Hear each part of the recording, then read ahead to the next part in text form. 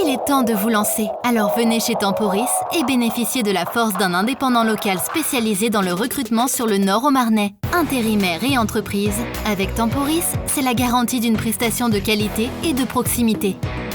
Choisir l'humain au cœur de nos préoccupations, c'est satisfaire vos ambitions pour une meilleure évolution. Temporis, l'emploi nouvelle génération.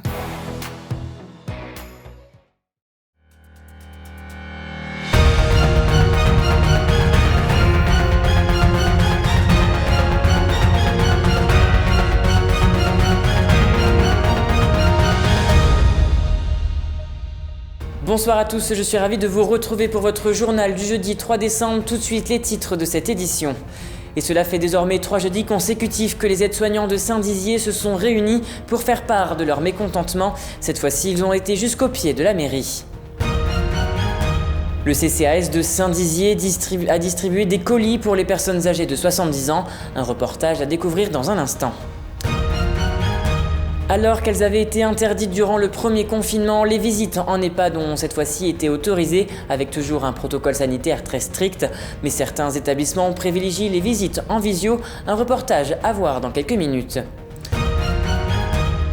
Alors que Noël arrive à grands pas, la ville de Saint-Dizier se prépare à lancer les illuminations. Nous étions dans les coulisses de l'installation des décorations.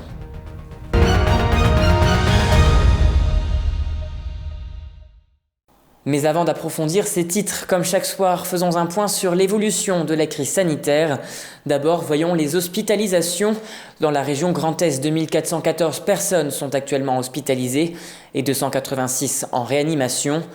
Dans le département de la Marne, ces chiffres s'élèvent à 215 pour les patients hospitalisés et 34 personnes sont en réanimation.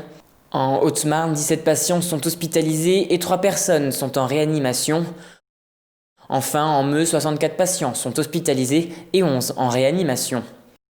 Et enfin, concernant les retours à domicile, 144 personnes ont pu rentrer chez elles et 31 personnes sont décédées des suites de la Covid-19.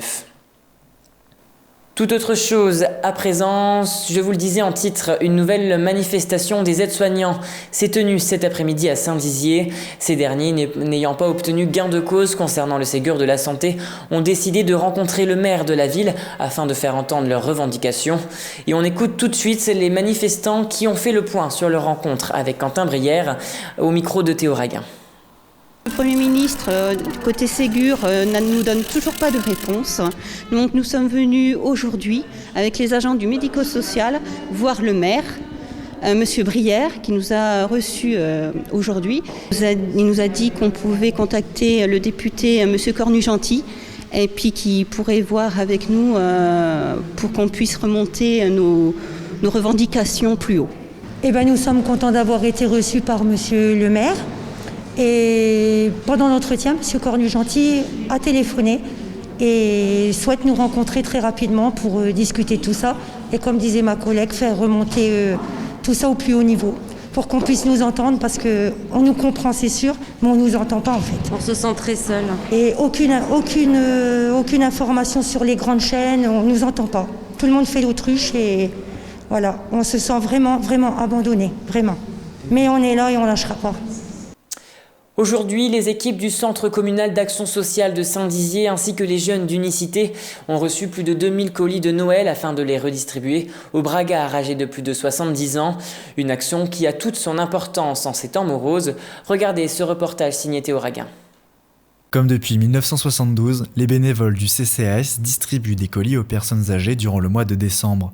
Cette année, quelques 150 bénévoles s'activent pour distribuer 2000 colis dans la ville de Saint-Dizier.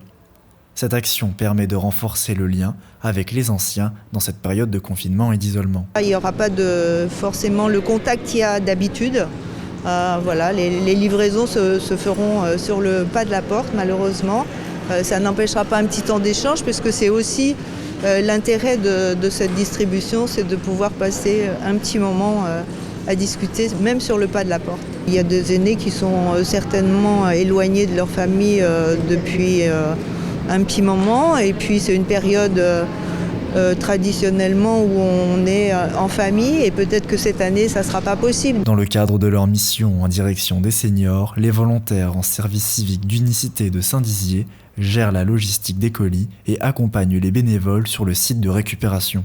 On les accueille, on demande leur nom. Pendant ce temps, on prend notre chariot et on prépare leurs commandes pendant qu'eux, ils sont avec la gérante de ce qui se passe ici. Pendant qu'elle signe les papiers qu'il faut et puis elle nous rejoint, on met tout dans la voiture, on charge nous-mêmes, puis après ils ont juste à partir. Les bénévoles n'ont qu'à remplir une attestation spéciale délivrée par la mairie, récupérer les colis pour ensuite partir les distribuer. Je prends ma liste, je fais chaque bénéficiaire un par un par rapport à la liste et puis je sonne, je donne mon petit colis, quelquefois je suis bien reçue, quelquefois un petit peu moins bien. Mais bon, c'est comme ça. Et puis bon, j'aime bien, je le ferai encore l'année prochaine. Mais avant l'année prochaine, il lui reste à terminer sa tournée. Avant de partir du côté de Vitry-le-François, faisons un bond dans le passé. En effet, cette nuit, nous avons appris le décès du dernier président du XXe siècle et de la Ve République, Valéry Giscard d'Estaing, des suites du Covid-19. Il était devenu président de la République à l'âge de 48 ans en 1974 et on retient son septennat pour de nombreux changements, l'abaissement de la majorité à 18 ans, la légalisation de l'avortement ou encore le divorce par consentement mutuel. Et comme tout chef de l'État, il est venu à colomber les 2 églises en Haute-Marne après la mort du général de Gaulle, comme en témoignent ces photos de 1974 conservées aux archives départementales de la Haute-Marne. Et un article est à retrouver sur puissancetélévision.fr. Tout autre chose à présent, à la suite du premier confinement, les EHPAD se sont équipés de produits high-tech pour garder le lien avec les familles qui étaient interdites de visite au sein de l'établissement. Quelques mois après cette première vague, cette alternative est toujours de vigueur. Regardez ce reportage. Lors du premier confinement, les visites en EHPAD ont été interdites. Impossible donc pour les familles de voir leurs proches et de prendre leurs nouvelles. Afin de lutter contre l'isolement des personnes âgées dans ces établissements, l'ARS ainsi que la région Grand Est ont fourni des tablettes et smartphones pour maintenir le lien social entre les familles. C'est extrêmement important en effet pour les résidents puisque les liens réguliers avec leurs proches leur permettent d'aller mieux et c'est extrêmement important à cet âge-là. Si cette initiative est née durant la première vague, elle est toujours d'actualité. En effet, elle a permis aux familles résidant dans les 4 coins de la France ou à l'étranger de voir leurs proches. On a des cas de familles qui sont aux États-Unis ou en Écosse qui échangent avec leurs proches hébergés à l'EHPAD et finalement les liens sont maintenus malgré les précautions qu'on met en œuvre par rapport à cette deuxième vague de Covid. Vincent et Lucienne ont 73 ans de mariage et sont tous deux résidents dans l'EHPAD Arc-en-Ciel à Vitry-le-François. Leurs enfants et petits-enfants ne sont pas dans le secteur, alors pour eux, qui sont très attachés à leur famille, cette alternative est vitale. Et ça vous fait quoi du coup de revoir vos enfants ? Beaucoup de bien. Quand on est confiné et puis qu'on a quand même les enfants en photo, c'est très bon, c'est très bon. J'adore mes enfants.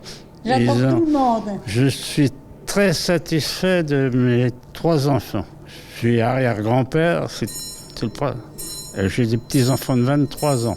Des arrières, quoi de bon et de mieux. Leur fille Jocelyne habite à 1000 km de Vitry-le-François. Fréquemment, elle prend des nouvelles de ses parents et leur apporte un soutien moral. Premier confinement, je sais que papa, il souffrait beaucoup de ça. Il disait qu'il était enfermé, qu'il était en prison. Il souffrait du manque de contact. Donc c'était bien d'avoir Skype, c'était super. On peut se montrer des photos.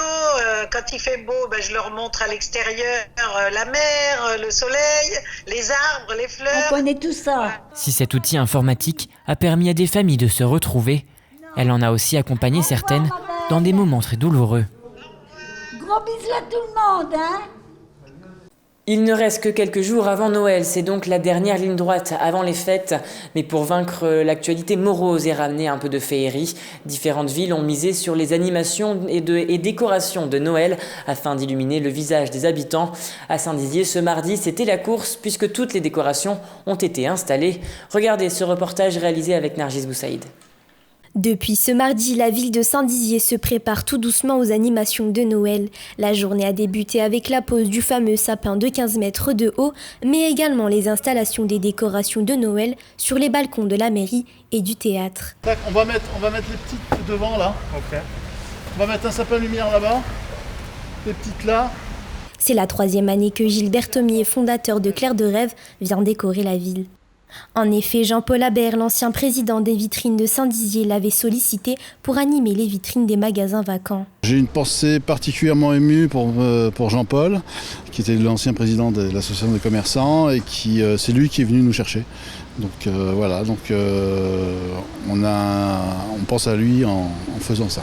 Cette année, à cause de la crise sanitaire, de nombreux projets ont été annulés. Ils se sont donc retrouvés avec un stock de décoration conséquent. La ville de Saint-Dizier en a profité. J'ai eu plein de mairies qui ont réagi, qui ont justement voulu passer un petit coup de pouce supplémentaire, comme la mairie de Saint-Dizier par exemple. On a fait plus que les autres années, parce qu'on a fait les 2 balcons, le balcon du théâtre, le balcon de la mairie, sous la halle, et 5 vitrines comme on fait habituellement.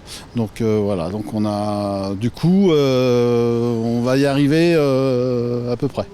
Après avoir décoré les balcons, toute l'équipe s'est dirigée vers les boutiques vacantes afin de leur redonner un peu de vie pour ces périodes de fin d'année. Au total, 5 boutiques du centre-ville seront animées. Mais un peu de patience, il faudra attendre samedi soir 19h pour que la magie de Noël opère et voir Saint-Dizier s'illuminer. Et c'est la fin de cette édition, merci à tous de l'avoir suivi. Dans un instant, la météo, et n'oubliez pas, la formation continue sur puissancetélévision.fr. Toute l'actualité qui vous concerne, à voir ou à revoir, dès maintenant sur puissancetélévision.fr et sur notre application mobile. Pour vos portails et garde-corps, faites le choix de Finalu Clos 2000. Votre spécialiste depuis plus de 25 ans, zone artisanale de la tannerie à Ancerville. Contactez-nous pour vos études et rénovations 03 29 75 22 25 ou sur clos2000.fr. Ouvert du lundi au vendredi et le samedi sur rendez-vous.